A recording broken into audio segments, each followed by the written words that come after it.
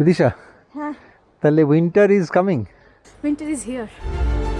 Winter is here.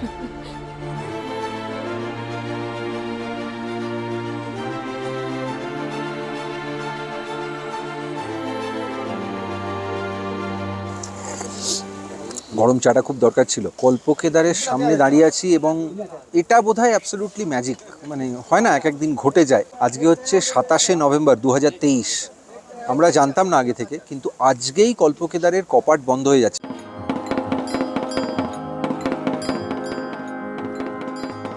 পঞ্চকেদারের এক কেদার বলে কথা। চারপাশে হিমালয়, পাশ দিয়ে বয়ে যাচ্ছে গঙ্গা, আর নদীর ওপারে গঙ্গার ভাইয়ের বাড়ি। দুই গ্রামকে জুড়েছে কত বছরের পুরনো এক লোহার কেবল ব্রিজ। হ্যালো বন্ধুরা, ভালো আছো তো? গাড়োয়াল রোড ট্রিপের আগের পর্বগুলোই তোমাদের দেখিয়েছি আমাদের ঋষিকেশ আসার জার্নি, ধারালি ড্রাইভ, গাড়িতে গঙ্গোত্রী আর গর্তাঙ্গালি ধরে ট্রেক। যদি পর্বগুলো এখনো না দেখে থাকো তাহলে এই ভিডিওর ডেসক্রিপশনে সব পর্বের লিংক পেয়ে যাবে। এই পর্বে তোমাদের জন্য নিয়ে এসেছি কল্পকেদার, ছবির মতো সুন্দর ধারালি, আর সেখানে আমাদের থাকার ঠিকানা, সঙ্গে মুকওয়া গ্রামের না জানা গল্প। তাই ভিডিওটা স্কিপ না করে শেষ পর্যন্ত সঙ্গে থেকো কিন্তু। আমরা আছি ধারালিতে। হার্শিল থেকে জাস্ট 3-3.5 কিলোমিটার মতো আসতে হয়। আর যে জায়গাটায় আমরা আছি হার্শিল চারধাম ক্যাম্পসই বলা হয় এটাকে, কিন্তু লোকেশনটা ধারালি। আর আমাদের এটা বাছার কারণ ছিল এই যে এই দিকে যে জায়গাটা দেখতে পাচ্ছ, এখান থেকেই গঙ্গা নদী বয়ে গেছে, তার পাড়েই এই ক্যাম্প। ওদিকে ড্রেজিংয়ের কিছু কাজও চলছে দেখলাম।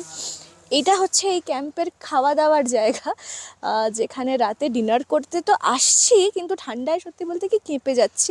তবে সিনিক বিউটি অসাধারণ, মানে এখান থেকে একদম দরজা খুলে দিলে সামনে পিক দেখতে দেখতে ব্রেকফাস্ট লাঞ্চ সবই করা যায়। এই যে পাতাগুলো, এই যে গাছগুলো দেখছো না, পাতা ঝরে গেছে, এগুলো সব কিন্তু আপেল গাছ। মানে এই ধারালি হার্শিল এই সমস্ত জায়গায় আপেলের জন্য অত্যন্ত বিখ্যাত। এখন আপেলের মরশুম নয়, আপেল তোলা হয়ে গেছে।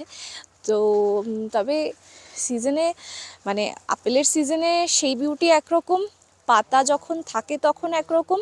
আর গাছটা দেখে বুঝতে পারছো তো যে কেন পতঝড় কা মৌসুম বলে শীতকালকে। মানে এই ঝরা পাতার গাছের সৌন্দর্য কিন্তু আরেক রকম।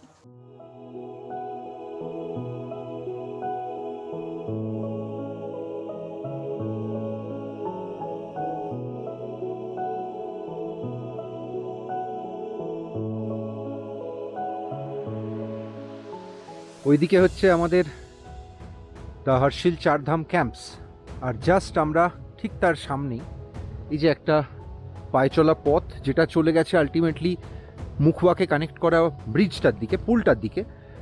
তার এই রকম জায়গাতেই আমরা জাস্ট টার্নটায় সামনেই আমরা আমাদের বাহনকে রেখেছি। তো আমরা তো টেন্টে আছি সারা রাত, এই তুষারপাত, এই ওয়েদার, এই বর্ষা এবং এই রকম একটা এক্সট্রিম ক্লাইমেটের মধ্যে জিমনি কেমন থাকে সকালবেলা, সেটাই তোমাদের জাস্ট একটু দেখাবার জন্য এলাম। দেখতেই পাচ্ছ পুরো এখনো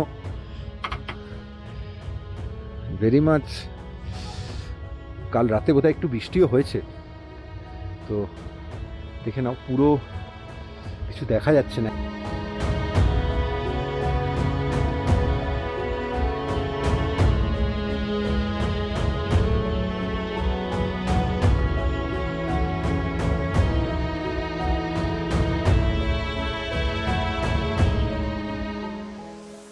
অনেকেই, স্পেশালি আমার বাড়ির লোকজন থেকে বন্ধু বান্ধব, অনেকেই, আমার অনেক কলিগ, তারাও জানে যে আমাদের গাড়ি অনেক সময় কিন্তু খুব ডাস্টি, খুব মানে খুব একটা ক্লিন কন্ডিশনে থাকে না। তো আমি বা বিদিশা সবসময় একটাই জিনিস বিশ্বাস করি, ও তো পুরো বেসিক্যালি রেসলারের মতো, তো ওর সবসময় এই ধরনের জার্নিগুলো আখাড়ায় ট্রেনিং করা বা কুস্তি করার মতো, তো ফলে ওকে এরকম মানিয়ে যায়, কি বলো? যাই হোক, হাতে সময় একদম কম, লাইট আস্তে আস্তে, জানি না কি হবে আজকে, কারণ পরিস্থিতি আজকে এখনো পর্যন্ত এই রকম। শুধু ব্রেকফাস্টটা খাবো আর বেরিয়ে যাবো। এখানে তোমরা এসে থাকতে গেলে তোমাদের কি কি মাথায় রাখতে হবে সেগুলো একটু বলে দিই। প্রথমত, উইন্টারে একদম ডিসেম্বর থেকে ধরতে পারো ফেব্রুয়ারি পর্যন্ত বা ফেব্রুয়ারির শুরুর দিকটা পর্যন্ত এই চারধাম ক্যাম্পস কিন্তু বন্ধই থাকে প্রায়, কারণ দেখতেই পাচ্ছ একবার এরিয়াল ভিউ এবং 360 একটা ভিউ তোমাদের দেখিয়ে দিই। পুরোটাই হচ্ছে এইরকম একেবারে স্নো ক্যাপড মাউন্টেন দিয়ে ঘেরা। আর যেহেতু এটা একটা অ্যাকচুয়ালি এটা একটা গল্প আছে, এটা হচ্ছে একটা আপেল বাগিচা।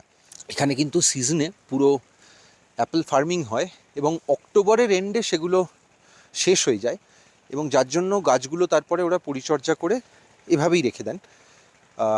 এই আপেল বাগিচাটা যার অ্যাকচুয়ালি জমি, তিনি কিন্তু লিজ দিয়েছেন যারা এই প্রপার্টি ওনার তাদের, এবং তারাই এখানে এই টেন্টগুলো পাতেন, যে টেন্টগুলো কিন্তু আমি বলতে পারো অস্থায়ী টেন্ট। শুধুমাত্র তোমাদের একটা জিনিস দেখানোর, এই যে ওয়াশরুম সেট আপগুলো, এগুলো কিন্তু ওরা পাকাপোক্তভাবে করে রেখে দিয়েছেন। এবং এখন তোমরা দেখলে বুঝতে পারবে এখানে অধিকাংশ টেন্ট, মানে আমাদের টেন্ট এবং আরও একটা টেন্ট, এই দুটো টেন্ট বাদ দিয়ে বাকি টেন্টগুলো কিন্তু খুলে ফেলা হয়েছে, ডিসম্যান্টেল করে দেওয়া হয়েছে। এই টেন্টগুলোর এটা একটা বিরাট সুবিধে যে যখন ট্যুরিস্টরা থাকেন সেই সময়টায় এই টেন্টগুলো ওরা লাগান। ভেতরে খুব কমফোর্টেবল। অবভিয়াসলি আমি জানি কমেন্ট আসবে, প্রশ্ন আসবে। এখানে আমাদের প্রতিদিন মাথা পিছু থাকা খাওয়া সব কিছু মিলিয়ে হোমস্টের মতোই ওরা টাকাটা ধরে নেন, এবং সেটা পড়ছে 1300 টাকা মাথা পিছু। তার মধ্যে কিন্তু ব্রেকফাস্ট এবং ডিনার ইনক্লুডেড। লাঞ্চটা ধরেই নেওয়া হয়, যারা এখানে বেড়াতে আসেন তারা অন্য বিভিন্ন জায়গায় সাইট সিইং করতে যাবেন, তো সেই কারণের জন্য এদের বুকিংয়ের একটা নিজস্ব ওয়েবসাইটও আছে, তো সেটার লিঙ্ক অবভিয়াসলি তোমাদের দিয়ে দেবো। ওই দিকে হচ্ছে এখানে গঙ্গা, একদম ঠিক গঙ্গার ধারেই, মানে বলতে পারো জাস্ট যেটা রিভার বেড, সেই রিভার বেডেই একদম এই প্রপার্টিটা। আরেকজন মোটামুটি ভাবুক উদাস হয়ে হিমালয়ের শোভা দেখছে সকাল থেকে। তো এখন আমরা স্মোকিং ছেড়ে দিয়েছি, কিন্তু মুখ থেকে ধোঁয়া বেরোচ্ছে, বেরোয় এইসব জায়গায় এলে।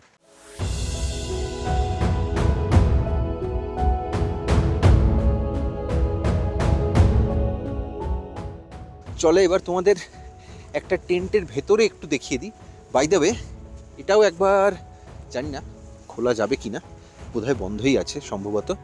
তো এর ভেতরেই কিন্তু হচ্ছে ওরা এখন সমস্ত জিনিসপত্র রেখেছেন, দেখতে পাচ্ছ চেয়ার ফেয়ার রয়েছে। এখানে কিন্তু ভেতরে অ্যাকচুয়ালি খাওয়ার জায়গা ওনাদের। এই যে পরপর টেন্টগুলো, সেগুলোর বিভিন্ন রকম ওরা গাড়োয়ালের এক একটা আইডেন্টিটি অনুযায়ী ওরা নাম রাখেন। যেমন এটা দেখতে পাচ্ছ 7 লেকস, মানে 7 তাল। আচ্ছা, আমরা যেটায় রয়েছি সেটা হচ্ছে দ্য গ্রেট গঙ্গা, আর এটার নামটা দেখতে পাচ্ছি না একটার আচ্ছা, কেদার ডোম আমাদের ডান পাশেরটা, বিদিশা বলে দিল, আর বাঁদিকেরটা হচ্ছে তপোবন। তো চলো তোমাদের একটু বলেছিলাম যেটা ভেতরটা কীরকম সেটাও একবার তোমাদের একটু দেখিয়ে দিই। এই হচ্ছে চেন সিস্টেম, পুরো চেনটা কাভার করা যায়, এবং এখানে কিন্তু দুটো লাইনিং, এটা বাইরের আউটার লাইনিং, এটা স্নো জল বৃষ্টি সব কিছুকে প্রোটেক্ট করে। ভেতরে আরও একটা লাইনিং আছে, তো দেখানোর চেষ্টা করছি। ভেতরে চলে এলাম, ইলেকট্রিক সুইচ বোধহয় থাকবে, হ্যাঁ আছে, ইয়েস। তো এই হচ্ছে ভেতরে। এখন এই মুহূর্তে ওনারা বুঝতেই পারছো যে বেডগুলোও ডিসম্যান্টেল করে নিয়েছেন, একটাই জাস্ট রয়েছে। তো এরকম দুটো বেড থাকে, আইডিয়া করে নিতে পারো কতটা বড় স্পেস, এবং ভেতরটা এইরকম কিন্তু। আর রুম হিটার চালিয়ে নিলে ভেতরে কিন্তু বেশ কমফোর্টেবল লাগে। হ্যাঁ, অবভিয়াসলি ঠান্ডার জায়গায় ঠান্ডা তো লাগবেই খানিকটা। এরকম দুটো বেড, দুজনের, ইভেন সঙ্গে যদি কোনো অন্য কেউও থাকেন, তৃতীয় বড় কেউ বা বাচ্চা কেউ, আরামসে হয়ে যায় একটা টেন্টে। ওনারা কম্বল দিয়ে দেন, কম্বলের একটা লেয়ার বেড কাভারের মতো থাকে, গায়ে চাপা দেওয়ার জন্য দুটো লেয়ারের কম্বল ওনারা দেন। চলো আমরা বাইরে যাই, তোমাদের একবার টেন্টের ঝলকটা দিয়ে দিলাম। তোমরা এখানে এলে কিভাবে বুক করবে সেই লিঙ্কটা তো ডেসক্রিপশনে দিয়ে দেবো, আর একবার ভিউটা দেখে নাও।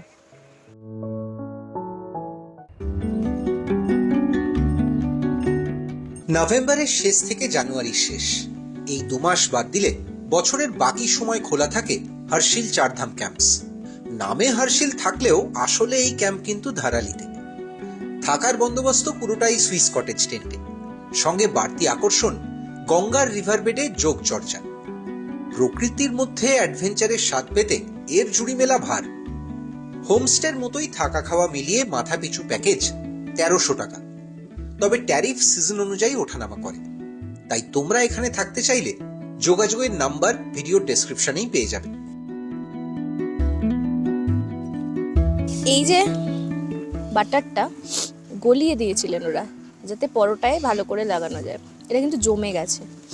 আজকে আমাদের ব্রেকফাস্টে আছে হচ্ছে পোহা, যেটা একেবারে দাদা পুরো গরমা গরম দিয়েছিল, ধোঁয়া উঠছিল, সেটা উইদিন 4-5 মিনিটের মধ্যে ঈষৎ উষ্ণ হয়ে গেছে। আর আলুর পরোটা আছে সঙ্গে মাখন দিয়ে। এবং তবে এই খেয়ে বেরোলে হ্যাঁ, আমরা সারাদিন যে ঘুরবো, মাঝে একটা ছোট্ট কিছু লাঞ্চে খেয়ে নিলেই হবে। তোমরা এখন যে দেখছো আর আমরা যে দেখছি দুটোর মধ্যে একটাই তফাৎ, তোমরা শুধু ওই পাহাড়টা দেখতে পাচ্ছ, ওই আমরা পাহাড়টার পেছনে এদিকে এদিকে সব দিকে দেখছি স্নো ক্যাপ মাউন্টেন্স পিক।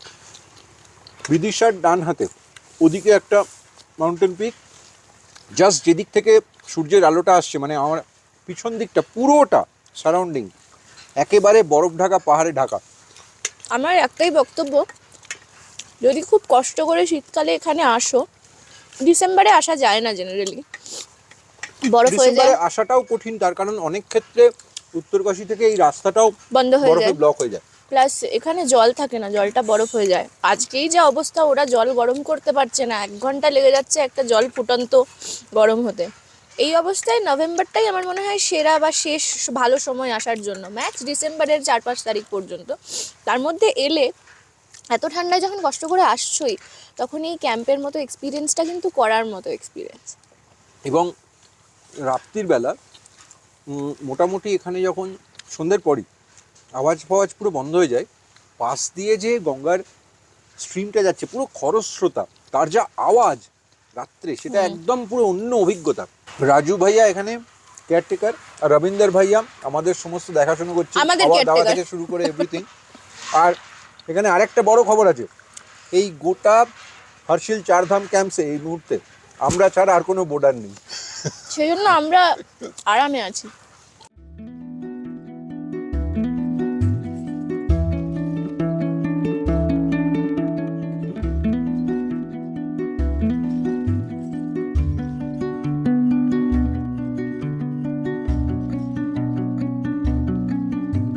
চলো তাহলে ভেতরে যাওয়া যাক।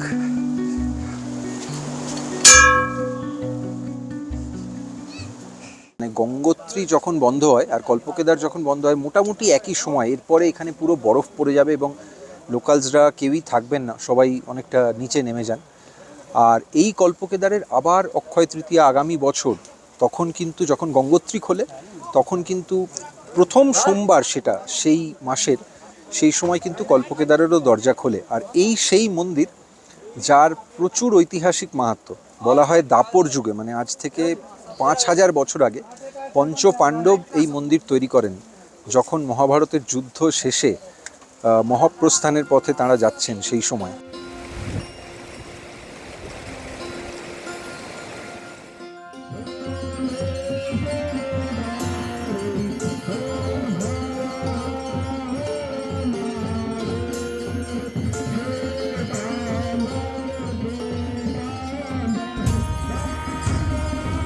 কেদার, মধ্য মহেশ্বর, তুঙ্গনাথ, রুদ্রনাথ আর কল্পনাথ, গোটা গাড়োয়াল জুড়ে ছড়িয়ে পঞ্চকেদার। আর সেই পঞ্চকেদারেরই অন্যতম এই কল্পকেদার। মহাভারত বলে কুরুক্ষেত্রের যুদ্ধের পর আত্মীয় হত্যার পাপ থেকে মুক্তি পেতে এই মন্দির প্রতিষ্ঠা করেন পঞ্চপাণ্ডব। গঙ্গোত্রী থেকে 20 কিলোমিটার আগে ধারালি গ্রামের এই শিব মন্দিরের বাইরে রয়েছে কাল ভৈরবের মুখ। বহুবার বহু প্রাকৃতিক বিপর্যয় পেরিয়ে আজও অটুট এই মন্দির। 35 থেকে 38-এর মধ্যে বেশ কয়েক দফা ভূমিকম্পে কিছুটা মাটির নিচে বসে যায় এই মন্দির। বহু প্রাকৃতিক ঝড় ঝঞ্ঝা ভূমিকম্প অনেক কিছুর জন্য এখানে প্রায় 240টা এরকম মন্দির ছিল, যেগুলো কিন্তু এই মুহূর্তে একটাও অবশিষ্ট নেই, শুধু এইটা ছাড়া। এবং এই মন্দিরটায় যেটা বিশেষত্ব সেটা হচ্ছে যে শিবলিঙ্গটা সেটা কিন্তু জলের মধ্যে নিমজ্জিত। অর্থাৎ এই জাস্ট পিছনে দেখতে পাচ্ছ, এই দিকে হচ্ছে এই যে রাস্তা চলে গেছে, এদিকেই হচ্ছে কিন্তু গঙ্গা। সেই গঙ্গার স্রোত এসে এখানে মন্দিরের নিচের অংশটাকে ডুবিয়ে দিয়েছে এবং শিবলিঙ্গটা কিন্তু নিমজ্জিত, প্রায় 12 ফুট মন্দিরটা জলের তলায়।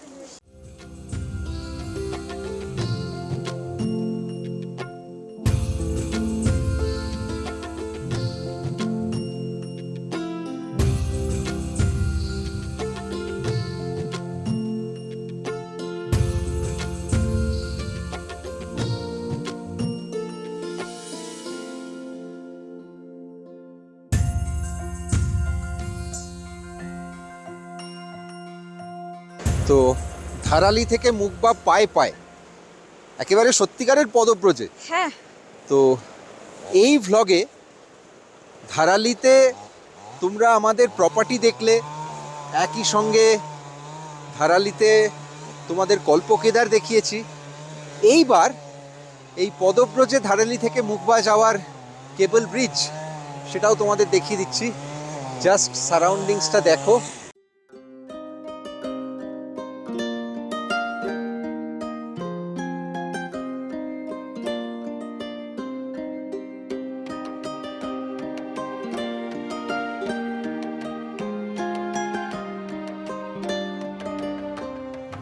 ধারালি থেকে যদি লেফটের রাস্তা নিয়ে নাও তাহলে সেই রাস্তা সোজা গঙ্গোত্রী গর্তাঙ্গালি চলে যায়। আর জাস্ট আমরা যে দিকে আচ্ছা হাঁটছি এখন, মাঝখানে বলে দিই, এই যে বিতিকিচ্ছিরি আওয়াজটা আসছে, হ্যাঁ এটা হচ্ছে এখন যেহেতু অফ সিজন, বিভিন্ন ওই হোটেল রিসর্ট বা ক্যাম্পগুলোয় কাজ চলছে, তার মধ্যে একটা লগ কেটে টেন্ট তৈরির কাজ ওখানে চলছে। আর তার পাশাপাশি তোমাদের দেখিয়ে দিই, ওখানে ওই যে চড়াটা দেখছো এরকম পুরো এখানে যেরকম টেন্ট করা রয়েছে সেরকমই আমাদের যে হর্ষিল চারধাম ক্যাম্প, সেটাও কিন্তু এই এর ঠিক জাস্ট পেছনে। রিভার বেডেই।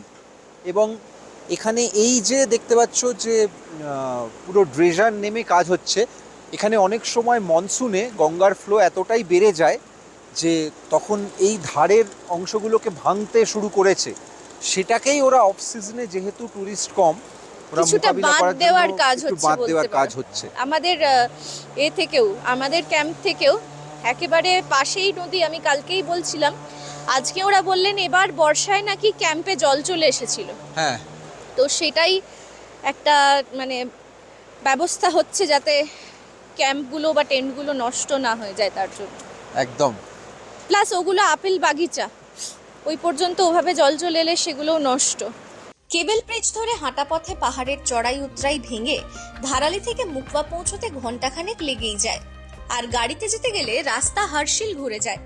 দূরত্বটা বেশি নয়, মাত্র 7 কিলোমিটার। সময় লাগে মিনিট 20।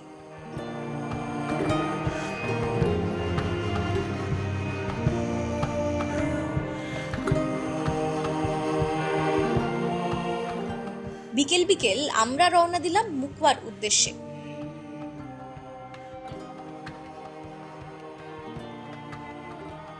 পাহাড়ের উপরে কিন্তু বরফ পড়ছে পুরো দমে, হ্যাঁ, এই যে ডান দিকে, দেখে বোঝাই যাচ্ছে। এই যে এদিকে যে পাহাড়টা দেখতে পাচ্ছ, পুরো বরফ পড়ছে। আজকে সকালেও এতটা বরফ ছিল না, মানে স্নো ক্যাপ মাউন্টেন্সের একদম উপরের পার্টগুলোতে অল্প অল্প বরফ ছিল, যেটা লোকালসরা বললেন এর আগে 18ই October first round of snowfall হয়েছিল এখানে।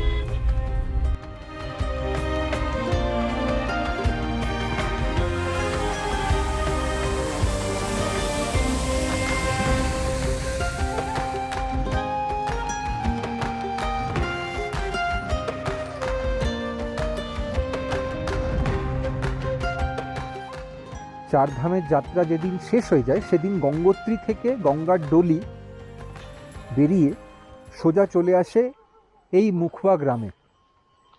এবং বাকি উইন্টারের সময়টা এখানেই কিন্তু গঙ্গার পুজো হয়।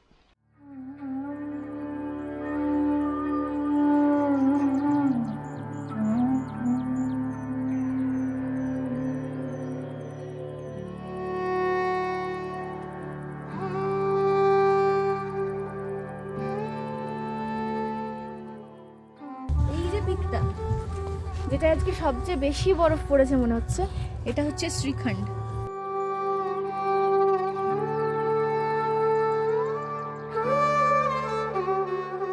এই যে পিকটা, তারপরেই মানে যেটাতে খুব বেশি বরফ পড়েছে, বাগোরি থেকে যেটা নিচে থেকে দেখা যাচ্ছিল, এটার নাম হচ্ছে বন্দর পুচ।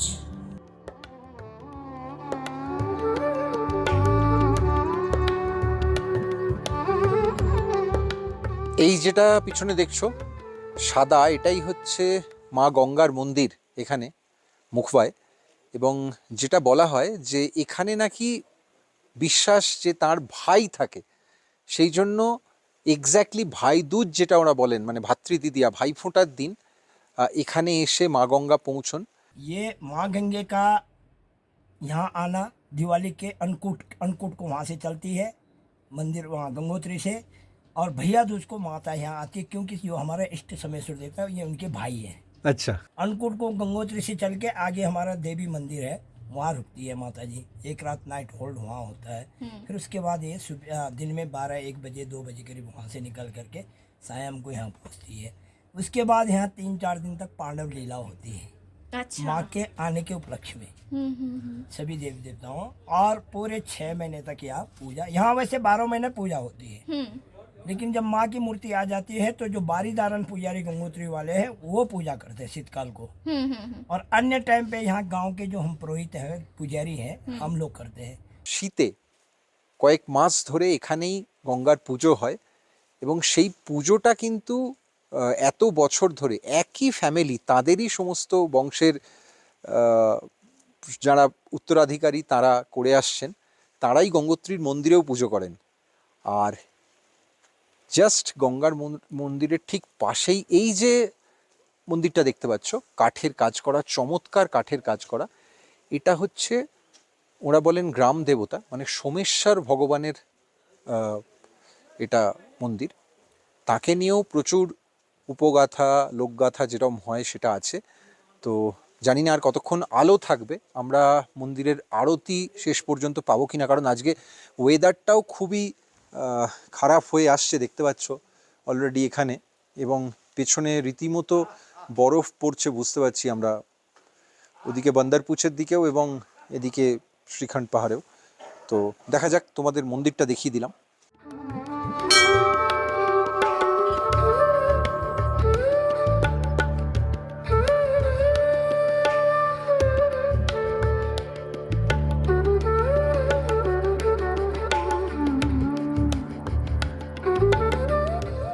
ওদিকটা আমরা একটু যাব, ওদিকে একটা ঝর্ণা আছে, কেমন একটু দেখার চেষ্টা করছি, যতক্ষণ আলো আছে চেষ্টা করি তোমাদের দেখানোর।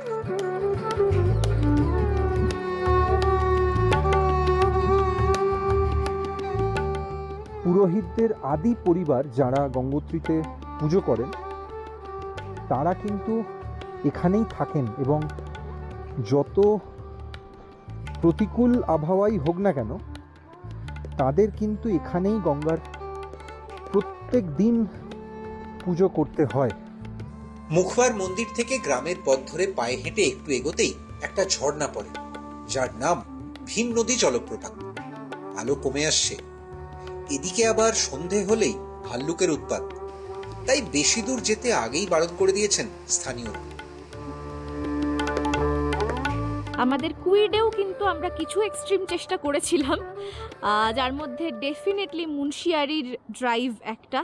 আর তোমরা সেই ভ্লগটা যদি না দেখে থাকো তাহলে উপরে আই বাটনে লিঙ্ক করে দিলাম, দেখো, নিচে ডেসক্রিপশনেও রাখলাম। এটা শুধু এটা বোঝানোর জন্য যে রেকর্ডিং মোড ট্রাভেল অ্যাডভেঞ্চারটা কিন্তু আজকে এই গাড়ি বলে করছে না, আমাদের মানে বলে না নিয়তে অ্যাটিটিউডে অ্যাডভেঞ্চারটা আছে, আগেও করেছি, সেটা দেখো। যেটা দেখতে পাচ্ছ এইটাই হচ্ছে আমাদের হর্ষিল চারধাম টেন্টস। এই টেন্টগুলোতেই আমরা আছি নদীর ওপারে।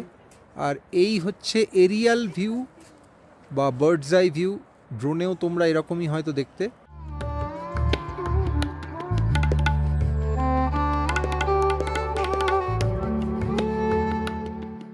এই ট্রিপটা আমাদের জন্য কিন্তু অনেক রকম পরীক্ষার, মানে প্রথমবার জিমনিতে এত বড় ট্রিপ, এত লম্বা ট্রিপ, শুধু সেটা নয়, জিমনির সেই ক্যাপেবিলিটি আছে বলেই তো এই গাড়িটাকে চুজ করা, কিন্তু আমাদের সেই ক্যাপেবিলিটি আছে কি না, মানে আমার আর প্রদীপ্তর, সেটা পরীক্ষা করাও খুব প্রয়োজন। তার কারণ আমরা এখন করি work from home, almost double shift করি, পরের হাফে রেকর্ডিং মোডের পোস্ট প্রোডাকশনের কাজগুলো করি, এবং এই ফিটনেসের জন্য যে রেজিমটা দরকার সেটা আমাদের সব সময় নেই। আর আমরা এরকম মাইনাসে তো হাঁটাচলা করে বেড়াতে অভ্যস্ত নই, থাকি যেখানে প্রচণ্ড হিউমিড আর প্রচণ্ড গরম। এই এক্সট্রিম অ্যাডভেঞ্চার করতে পারে এরকম গাড়ি নিয়ে এক্সট্রিমকে হ্যান্ডেল করার মতো বডিও তো থাকতে হবে, body as in physical capability, সবসময় ফিজিক বা কতখানি জিম করলাম সেই বডি নয়। ট্রেক করা বা শুধু বেড়ানো, শুধু গাড়ি চালিয়ে বেড়ানো, তিন রকম এক্সপিরিয়েন্স, তিনটে একসঙ্গে করা, পুরো জিনিসটাকে শ্যুট করতে করতে এটা এই এক্সট্রিমিটির লেভেলটাকে বোধহয় ডাবল নয় ট্রিপল করে দেয়। তো সেটার জন্য বোধহয় কিছুটা সাপোর্ট তোমাদের কাছ থেকে আমাদের প্রয়োজন।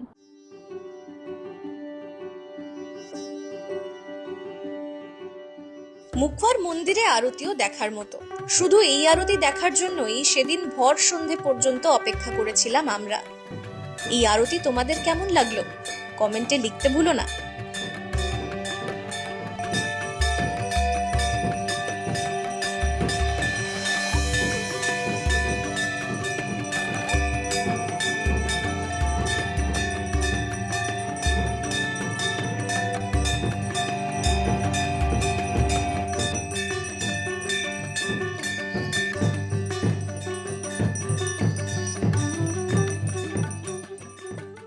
এই অ্যাডভেঞ্চার কিন্তু আমরা করছি, মানে কোনোভাবেই কিন্তু এটা রেকমেন্ডেড নয় যে তোমরা এটা ট্রাই করবে, আনটিল অ্যান্ড আনলেস যদি 4x4 গাড়ি নিয়ে আসো বা, তাহলে আলাদা কথা। এবং পাহাড়ে রীতিমতো পাহাড়ে চালানোর প্র্যাকটিস থাকে। আর পাহাড়ে নাইট ড্রাইভ করা কিন্তু কমপ্লিট অন্য রকম একটা স্কিল। সেটা নিয়ে যদি তোমাদের কারোর জানার ইচ্ছে থাকে বা সেই অভিজ্ঞতাটা আমাদের থেকে জানতে চাও, তাহলে কমেন্টে লিখো, সেরকম হলে আমরা সেটা নিয়ে একটা আলাদা ভিডিও করব।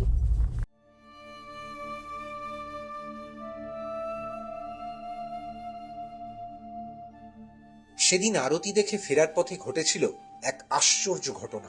বিকেলে আমরা যখন হার্শিল থেকে মুখবা এসেছিলাম, তখন আমাদেরই অজান্তে ইনিও এসেছিলেন। নাম জানি না, তবে আমরা যতক্ষণ মুখবায় ছিলাম ইনিও ছিলেন, আর ফিরলেন আমাদেরই সঙ্গে, রীতিমতো পথ দেখিয়ে।